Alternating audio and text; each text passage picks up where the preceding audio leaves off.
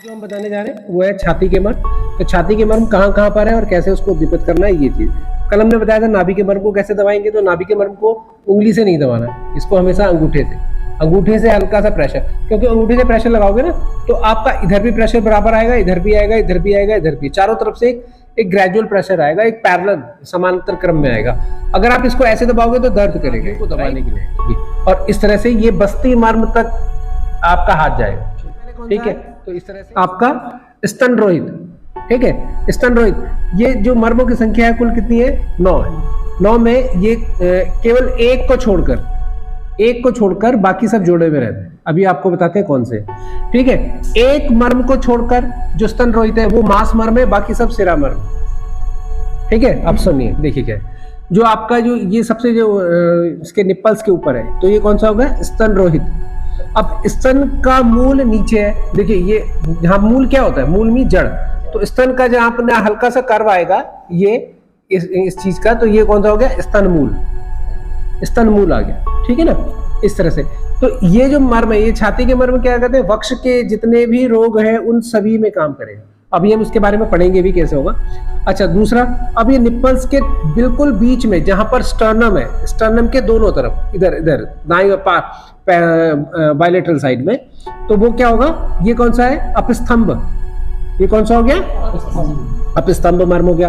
अब आप पीछे देखिए, हाथों को हाथ फैलाएं, ठीक है।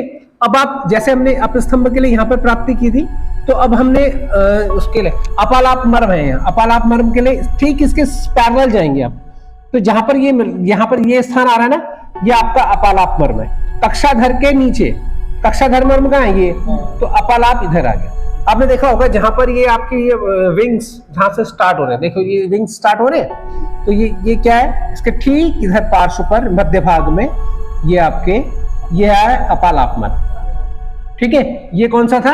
अपस्तंभ, ये अपालाप, ये स्तन रोहित और हृदय बीच में। हृदय मर्म क्या है? बीच में। हृदय मर्म को आप प्रभावित तो नहीं कर सकते, इसमें मैंने क्या कहा था, इसको उद्दीपित करने के लिए आपको उज्जायी प्राणायाम करना है, क्योंकि अब इसके बीच में तो स्टर्नम है, तो कैसे दबाओगे? या फिर उड्डयन बंद करना है। तो उड्डयन बंद में क्या होगा? डायफ्राम ऊपर की तरफ जाएगा, जब आप सांस को पूरा बाहर निकाल देंगे डायफ्राम ऊपर की तरफ जाएगा, हार्ट की तरफ को प्रेशर जाएगा, तो उसका स्टिमुलेशन ये है। तो जिसे कहते हैं वाह्य कुंभक करना। वाह्य कुंभक में ये कि वाह्य कुंभक करने के बाद श्वास को अंदर की तरफ खींच ले, तो पेट को अंदर की तरफ ले जाएंगे, तो ये हृदय मर्म प्रभावित होगा, ये अपस्तंभ प्रभावित होगा, ठीक है। और जितने भी आपके साइड वाले पोर्शन है, साइड वाले आसन है, तो उसमें आपका अपस्तंभ भी प्रभावित होता है। पार्श्व संधि के साथ साथ अपस्तंभ भी प्रभावित होता है, बृहति भी प्रभावित होता है। ये चीज मेरी बात समझ गए ना? तो कितने हो गए? देखो कितने हो गए? 2 जोड़े में थे, एक आपका क्या हो गया? देखिए 1 2 मर्म हो गए, ठीक है। स्तन रोहित 2, स्तन अपस्तंभ 2, अपालाप 2, ठीक है, और स्तन मूल 2 8 और 1 हृदय मर्म 9। तो इस प्रकार से 9 छाती के, इन्हें हम उरोगत मर्म भी कहते हैं। इन्हें हम क्या कहते हैं? उरोगत मर्म भी कहते हैं, ठीक है। जो हम हृदय बस्ती करते हैं वो छाती के मर्म को, अपस्तंभ को जागृत करने के लिए भी है, और उसको हम उरोह बस्ती भी कहते हैं। उरोह बस्ती कौन सी थी? हृदय बस्ती वाली। हृदय बस्ती को उरोह बस्ती भी कहते हैं, फुफ्फुस बस्ती भी कहते हैं, फेफड़ों के लिए भी की जाने वाली। जो छाती के जो श्वास रोग है, छाती में वक्ष पे जो रोग है, आपने आप सुबह एक पेशेंट देखा था, जो महिला आई थी, उसके इसी पार्ट पे दर्द हो रहा था, ठीक है। तो हमने क्या करा था, उसके याला मर्म दबाया और पीछे बैक में जो अंशफलक के नीचे है उसको भी प्रेस करके थोड़ा सा उसका ठीक हो।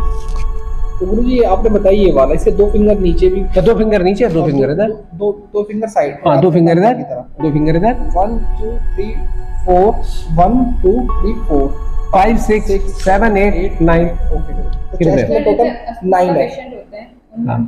अस्थमा का तो देखो कभी कभी क्या होता है कि अभी हम पढ़ेंगे तो ऑटोमेटिकली कहां से बहते, अगर वो निमोनिया के कारण है, ठीक है ना। निमोनिया में क्या होता है कि यहाँ से ये, ठीक है, जो इन्फेक्शन आ रहा है उधर की जरा अपस्तंभ प्रभावित करने पड़ेगी, यहाँ पर ज्यादा ये मूवमेंट ज्यादा रहता है ना उसका, ठीक है। अगर वक्ष पे इधर की पार्श्व संधियों पर दर्द है इधर पे, तो आपको इसको स्टिमुलेट करना है।